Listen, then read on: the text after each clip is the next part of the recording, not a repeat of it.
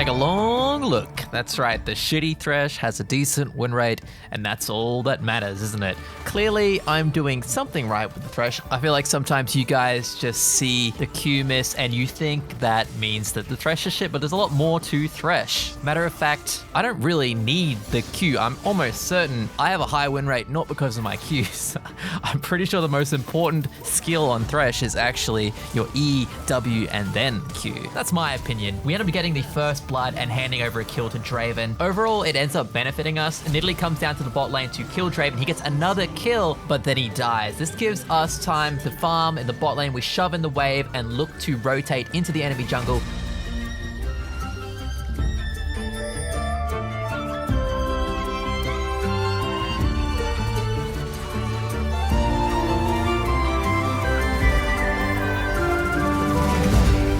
Houston, we have a problem. Considering the lineup that we have, it is very unfortunate that Jungle Invade didn't go in our favor. Draven ends up getting another kill, so he's got 3 kills at 4 minutes. Thankfully, the Nidalee came back to the bot lane to gank him, and he gets shut down by our Vayne. So everything is back to neutral once again. We start roaming to the mid lane. It doesn't show any fruit, but it does allow us to gank the bot lane because Draven is playing slightly too aggressive, and Nidalee is still in the enemy jungle.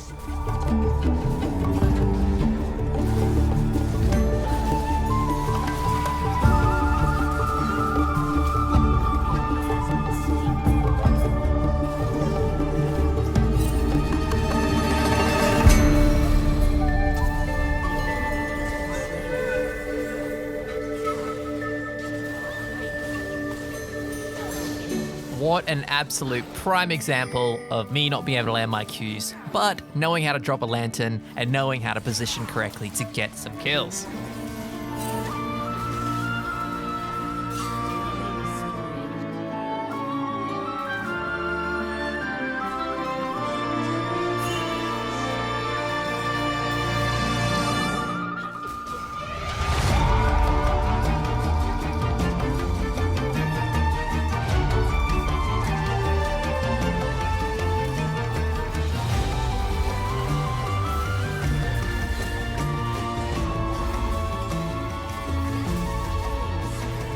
I know there are a lot of you that cringe every time I miss my Q, but you're just gonna have to deal with it because I can't let the Q to save my life. We've fast forwarded a couple minutes into the mid game here. We ended up winning lane. After that last Nidalee gank, we won quite convincingly. Vayne had enough power to push through, and our aggression allowed us to easily transition into this mid game where we are now bullying the enemy team and actually landing 1 Q. We died here, by the way. We are zooming through this game here. It's now 20 minutes. The scoreline is heavily in our favor. The enemy team decides to try and hold the mid lane, even though it's only 1 hit. Bit of an error. We managed to land another Q onto their mid laner, which secures her, and Vayne goes completely ham on Shyvana, which lowers her health enough that we get the Baron completely for free.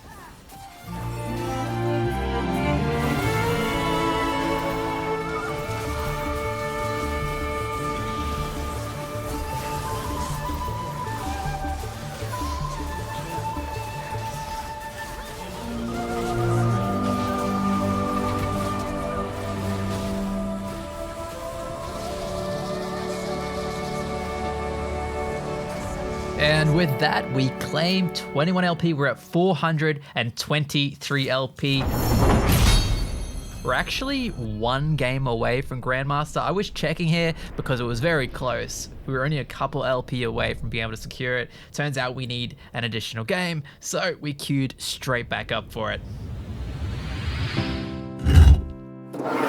Game number 2, we're playing our secondary role, which is top lane. So we're playing Sion versus Malphite. This matchup is very safe for Sion. Malphite doesn't have the ability to trade and break my shield at the same time, which means that I can easily farm and poke him down, especially with the buffs that they did to the Sion W. Whilst we are bullying out this Malphite, the jungler ganked our mid lane and managed to kill the Heimerdinger, which gives the Katarina a chance to push the lane and roam to the top. It's very rare that they roam this early, but considering how low the Malphite is, it's a really good choice.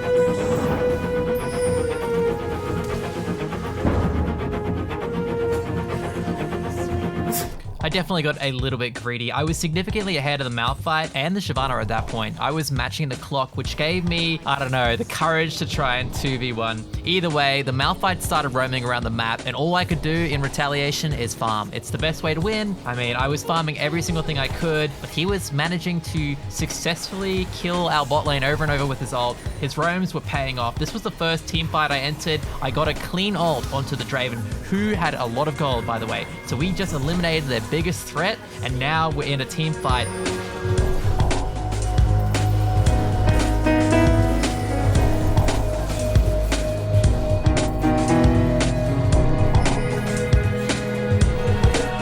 Sadly, both the Lee Sin and Leona handed over free gold in the last team fight to Shyvana. She was already a big threat from AFK farming, and now she's an even bigger threat, so they have two, both the Shyvana and the Draven.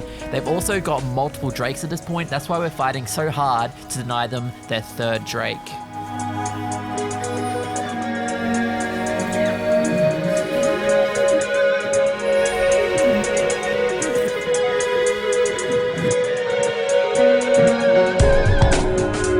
After that small scuffle, the enemy has two players left, the Malphite and the Pike. These are their two weakest members, and I am our strongest. We've got Leona, Katarina, and myself, and they're pretty much leaving me for death. There's this thing that people don't realize with Sion and tanks in general. They look like they're low health, but realistically, we had a lot of fight left in us, and we wanted our team to come and help us, which they did eventually, but I mean, it took them forever.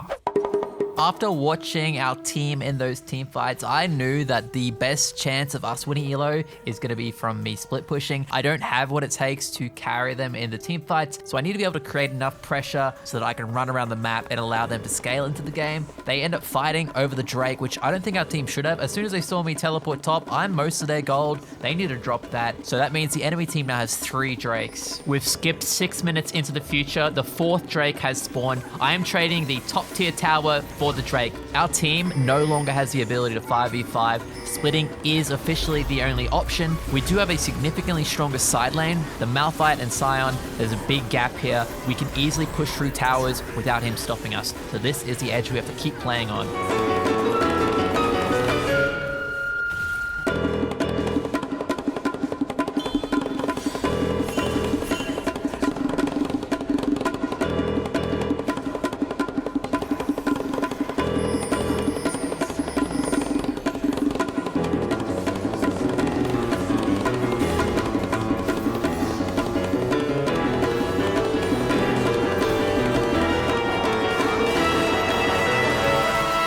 I made the calculated risk to trade top tower for our bot inhibitor. We were going to lose the bot tower no matter what, so I was hoping they would just give up the bot inhibitor, trade 1 for 1, and everything would be great. But the Lee Sin decided to randomly go in. I'm assuming it had something to do with the fact that he didn't want to play anymore, because he immediately just ran into those Heimerdinger towers and died, and then he decided to AFK. Katarina died while trying to make some play happen, which I don't blame her. With 4v5 anyway, I did the exact same thing right here. We attempted to make something happen. That's really all you can do in this situation.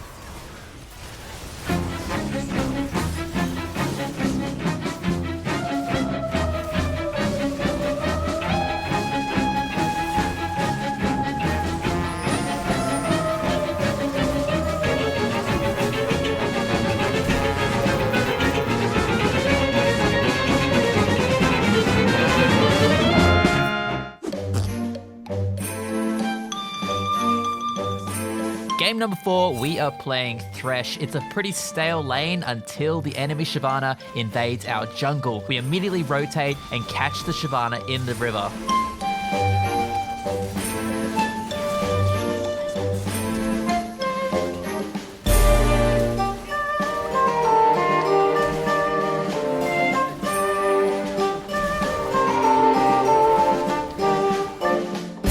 From that point on, Caitlyn and I had a massive lead. This lane was always likely to go in our favor because we're running Caitlyn Thresh. We have extreme poke and peel. It was always going to be a difficult task for them to try and stop us. But with the gold lead as well, they're just a sitting duck. They needed jungle help, but Shyvana cannot provide it.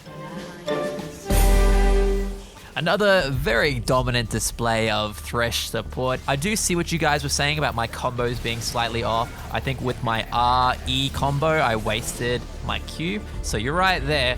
But I think if I keep picking Thresh as a counter, not necessarily blind, I should be able to continue to climb with this champion. And of course, we'll get better at it over time, so there's room to improve. Anyway, focusing back on this game, bot lane won with a dominating fashion. We're now looking to rotate to other lanes. We've finished that tower. We see that the Shyvana is still invading our Lee Sin, even though it went bad the first time. So now we're here to punish her a second time.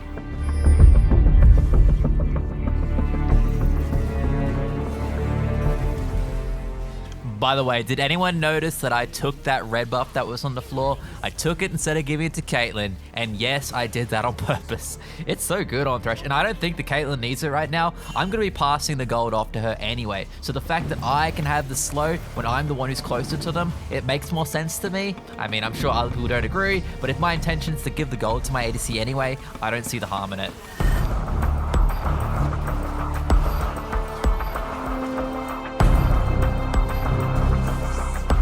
The next 10 minutes don't really matter, so we are going to skip ahead. As you can see with the scoreboard, we just continued to push our lead. They did manage to take a lot of objectives, and they were doing this through split pushing. This stalled out the game for quite a while. The strategy doesn't work forever though, because eventually we can pick you off in the side lane and run straight down the mid with that massive gold lead that we had. The problem was with them 1-3-1ing, we could never utilize the gold lead to its fullest extent, I guess. Anyway, once we did secure that side lane, we just went straight through mid and then straight through bot, and this opened up the final team fight of the game.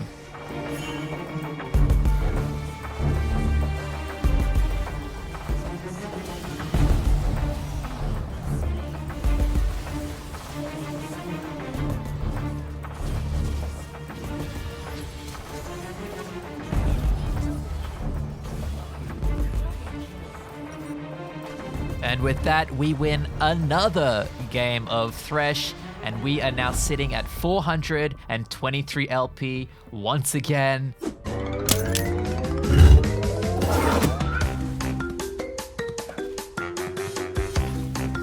Since we're only one game away from Grandmaster, I decided to bring out our safe pick, which is the Braum.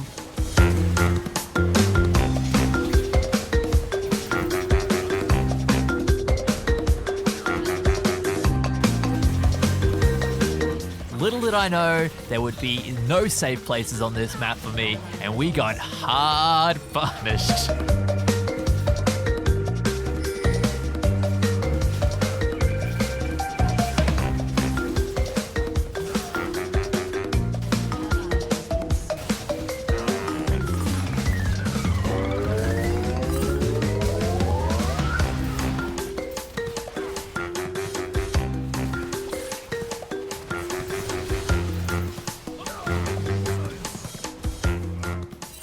Okay, I'll be the first to admit that I fucked up, and things did not go as we had planned. But eventually we did get a foothold in this game, and this was the exact moment we slightly came back. Killing the Swain and getting the gold onto our Jinx was a big deal. Our Kaiser was also quite big, he farmed well, and this allowed us to get picks one by one. And eventually, the strengths of their team comp, they no longer exist, and our double ADC comp was becoming much stronger than their enemy Swain comp.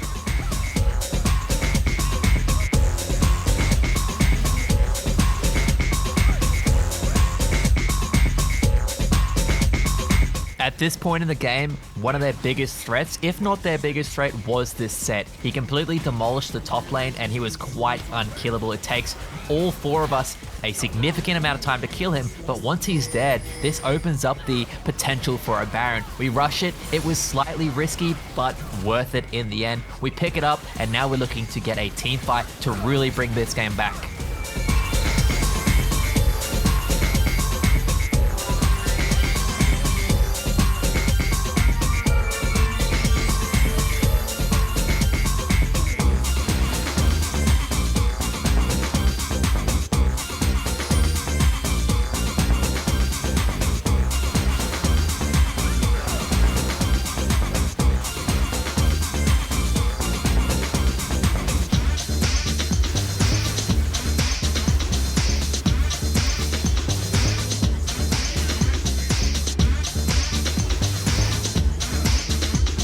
out of absolutely nowhere. Take a look at that score, 33-33. The game is dead even. Keep your eye on the Kaiser. She all-ins the Pike. She has been doing a lot of work this game, so this isn't that strange that she's trying to completely burst someone, but it backfires. Akshan is there and she gets picked off. The timing on this just really isn't great. They have the set split pushing in the bot lane and our jungler is getting picked off. The Baron's up. We're in a terrible spot. Irelia has rotated to the set, so we are assuming that he's going to clear the wave while we try and deal with this Baron. We do manage to get that amazing pick onto Pike, which gives us a reset. Graves is low, so there's a chance here that we can wipe them. Jinx is very, very strong.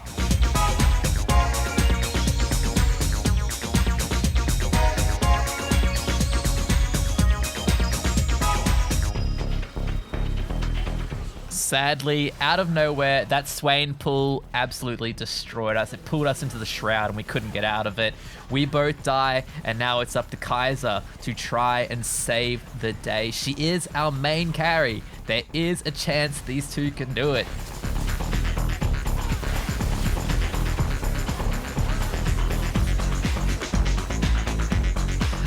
We're so close. I don't fault the Kaiser. I mean, obviously it's her fault, but at the end of the day, she was the one that kept us in the game, and you got to make those plays to keep going. I tried to go back and rewatch to see what the hell happened versus this Irelia and Set, because we were trusting her to hold this wave, and that just didn't happen.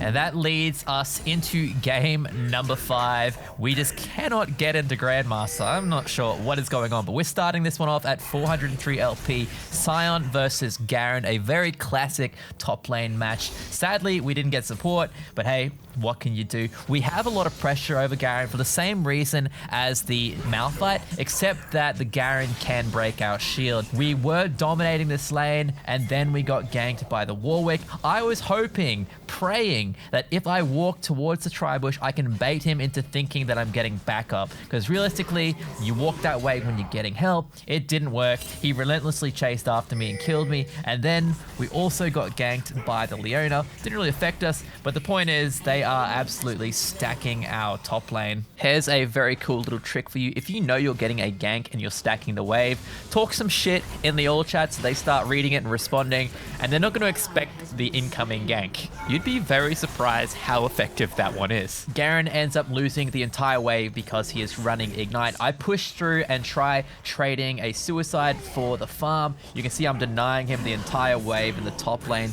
However, once again, the Warwick shows up. I do it again. I path behind. Warwick and Leona show up again.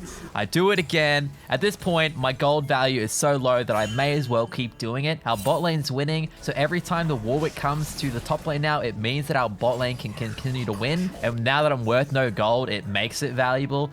Prior to that, obviously, it's not that great. But in a situation where you keep dying and they keep stacking your lane, you may as well try to take advantage of it. I was hoping this play would turn it around and get me some gold. And if it did, I would then change the play style. But unfortunately, we're up against the Garen, and his ultimate can just travel over walls. Sadly, I do think this play slowed down the momentum of our jungle. He had just got a kill mid, so he was about to start snowballing, and while he helped us, he got punished, and it stopped his snowball, which definitely our bad, but it is also quite unfortunate. That wasn't the end of the game, though. We started team fighting. At this point, we can no longer match the Garen. I mean, we can clear waves, but our best chance of winning is going to be focusing on helping our ADC, who has all the gold. So that's what we're doing now. We're not worrying about ourselves. We're just trying to get the ADC ahead and cover the side lanes, which, by the way, is a very difficult task against a Garen who has a lot of gold.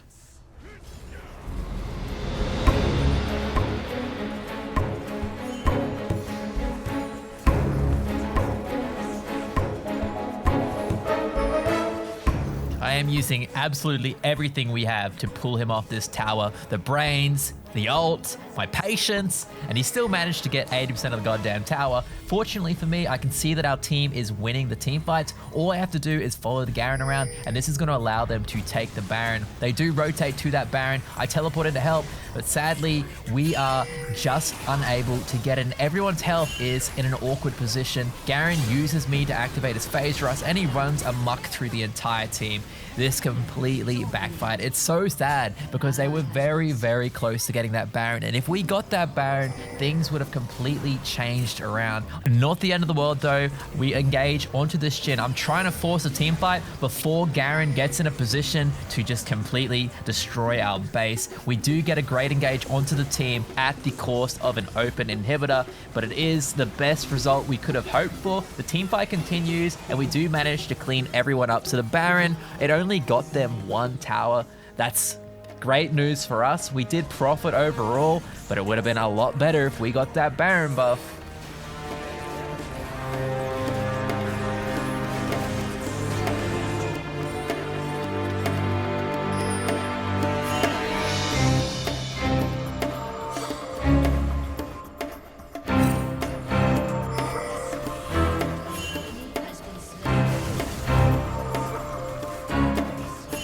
I was pretty much just on defend inhibitor duty, so I was chasing Garen around. I didn't even notice that somehow Smolder got out of position. They're all chasing her, and she gets caught out in the mid lane. That's most of our damage dying right here, which means they completely open our base. I'm not going to show it to you, we skipped through it, but they got all the inhibitors and then rotated to the Baron. I spawned just in time to force this Baron fight.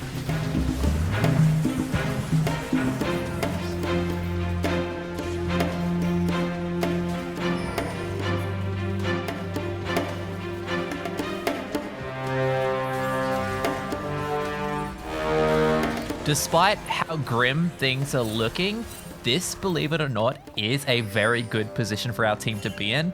Garen, once all the towers are gone, Garen becomes this useless thing. If we can just sit in base and farm, our team outscales them so hard. So this would have been an amazing pick by the Talia if she managed to lock the Garen in that wall. But unfortunately she didn't, and our team ended up wasting all their ults trying to kill this Garen, and then they had nothing to fight with. They get caught out. Honestly, if we had just sat at the 2 towers, even without having our ults, we could have held and kept farming until the inhibitors came back up. I do think we would have won this game. It's unfortunate that they died. I didn't get to see how they got caught out, but I'm assuming it was the Warwick ult. The remaining players on our team tried our best to hold, but they all in the Smolder, and once he's down, there's just no hope of me stopping them. So, good game. We end today with 2 wins, 3 losses. No Grandmaster today, but I'm sure we'll get it in the next one. Thanks for watching. Leave a comment and like the video. Y'all ain't on this level, bitches, Tilterella. Y'all can never beat them like a